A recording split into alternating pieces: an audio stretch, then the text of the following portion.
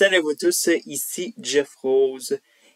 C'est peut-être passé sous le radar, mais la semaine dernière, Élections Canada a présenté sa nouvelle carte électorale, ou sinon, mise à jour avec de nouvelles circonscriptions, de nouvelles délimitations, et pour la plupart de nouveaux noms, mais pour d'autres circonscriptions fédérales, rien n'a changé, bien sûr. Bref.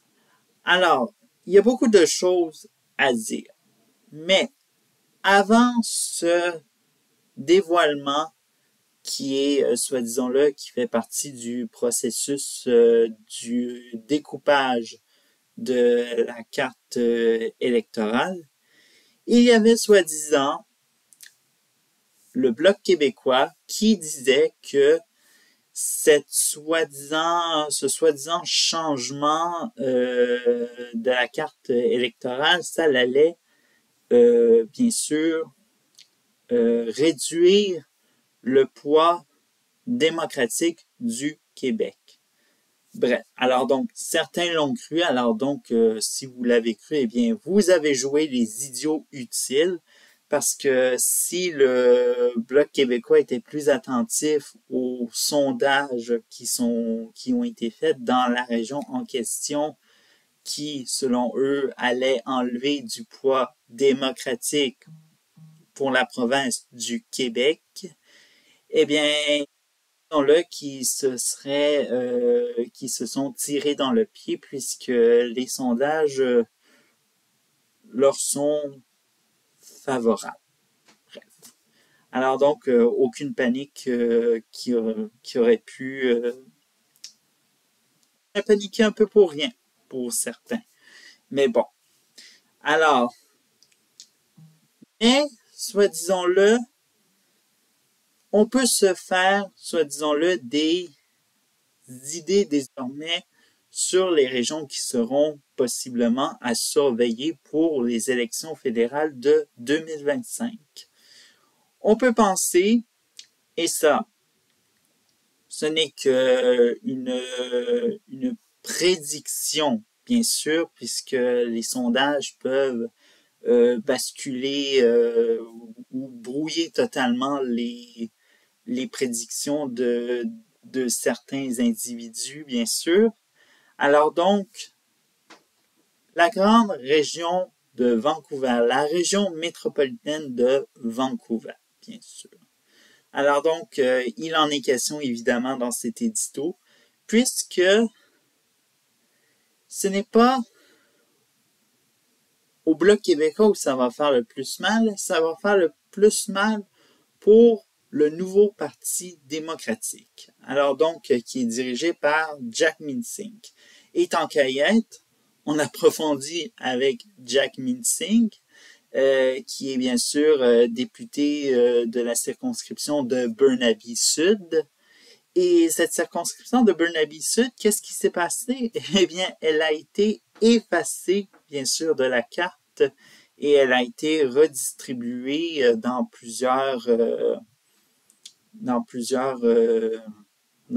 nouvelles circonscriptions, bien sûr. Alors donc, principalement dans Burnaby Central et Vancouver Fraserview, Burnaby Sud.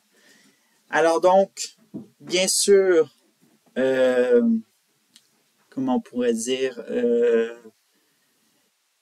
c'est peut-être une très mauvaise nouvelle, mais bien sûr, Sink n'est pas le seul à se réveiller sans circonscription et se chercher un petit peu une nouvelle maison un peu, bien sûr.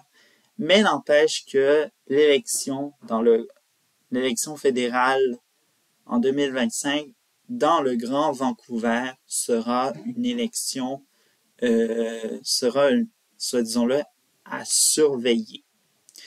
Bien sûr. Maintenant, on a parlé de Jack Minsink, mais il faut parler évidemment des sondages, évidemment.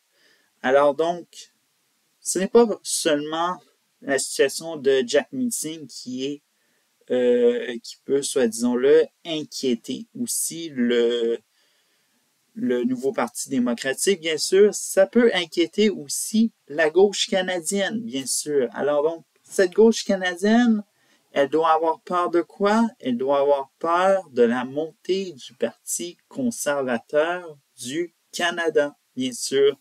Alors donc, sur 338 Canada, bon, le site qui réfléchit tous les sondages, bien sûr, de chaque circonscription, on peut remarquer que dans les sondages, il y aurait une personne, tout dépend respectivement les circonscriptions de la région métropolitaine de Vancouver, une personne sur deux serait prête à voter Parti conservateur. Et bon, ça c'est peut-être des habitués, d'autres ça pourrait être leur première fois, évidemment. Mais quelles sont les raisons, bien sûr? Alors donc, bon, on peut y aller avec l'argument typique que le logement, il est inabordable, ça c'est clair et net. Mais évidemment, on peut y aller avec d'autres arguments qui sont un peu récents. On a par exemple ce projet pilote que le gouvernement fédéral qui est actuellement en Colombie-Britannique, mais Vancouver en est peut-être le laboratoire officiel du gouvernement fédéral de décriminaliser les drogues dures, en tout cas, alors donc en posséder une petite quantité par personne, évidemment, et revirement de situation dans ce projet avec Santé Canada. Le premier ministre de la Colombie-Britannique veut interdire la consommation de ces drogues en question dans les espaces publics.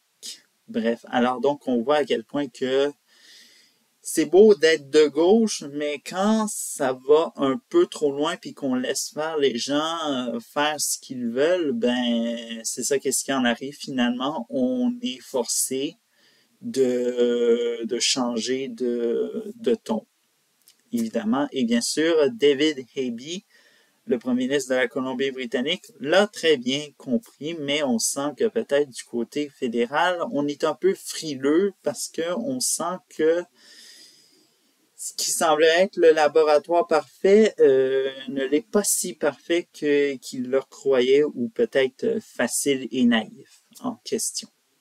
Mais bon. Mais aussi pourquoi les gens vont vers le Parti conservateur soudainement? Eh bien, les problèmes d'insécurité, évidemment. Alors donc, les drogues, parfois ça mène parfois à des situations, parfois peut-être désagréables en question. Hein. Il y a des gens qui peuvent se faire agresser dans la rue par des gens qui sont peut-être n'ont peut-être pas leur cerveau ou peut-être leur faculté normale et puis ils sont sur l'emprise des drogues et puis ça l'amène à ça. Puis même si les habitants de Vancouver sont habitués de voir des gens en train de consommer à l'œil nu, ben malheureusement, il faudra se débarrasser de ces nuisances-là parce que c'est pas normal de voir des colonies soi-disant là, de crackers, bien sûr, on va appeler, se consommer à l'œil nu un peu partout, comme ils veulent, etc. Non, ça, on appelle ça l'anarchie, mesdames et messieurs. Bref, alors, voilà un peu peut-être les 3 raisons qui poussent les gens à voter Parti conservateur. Et puis que le Parti libéral et le nouveau Parti démocratique chutent malheureusement parce que pour eux, ben, ça semble être normal. Et puis les gens semblent vouloir les aimer de manière artificielle. Bref. Alors, on se retrouve lundi prochain. Ciao!